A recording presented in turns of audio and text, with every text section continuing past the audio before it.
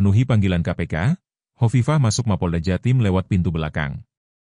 Gubernur Jatim Hovifah Indar Parawansa tiba di Mapolda Jatim tanpa pengawalan protokoler. Dia menjalani pemeriksaan Komisi Pemberantasan Korupsi, KPK, terkait kasus dugaan korupsi pengurusan dana hibah untuk kelompok masyarakat, Pokmas, dari APBD Provinsi Jatim tahun anggaran 2021 hingga 2022. Hovifah tiba di Mapolda Jatim sekitar pukul 9.45 waktu Indonesia Barat. Dia terlihat datang menggunakan 2 mobil Innova hitam. Kedua mobil itu terlihat memasuki area Gedung Tribrata dan Patuh Polda Jatim. Dari kejauhan, Hovifah terlihat berada di kursi tengah dan mobil Innova hitam dengan nopol W3349YS itu. Lalu, dia terlihat meninggalkan lokasi dan langsung masuk dari pintu sisi belakang Gedung Tribrata Polda Jatim tanpa mengeluarkan statement sama sekali.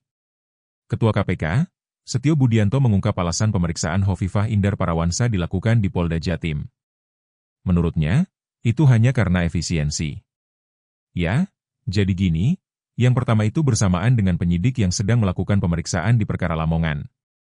Jadi efisiensi, kita ada di sana, makanya nanti dalam pemeriksaannya mumpung mereka ada di wilayah Jawa Timur, maka ya sekalian aja.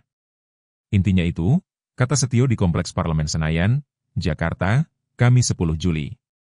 Setio menegaskan, Hovifah diperiksa sebagai saksi dan fokus pemeriksaannya masih seputar pertanggungjawaban administrasi. Download Tribun X sekarang, menghadirkan lokal menjadi Indonesia.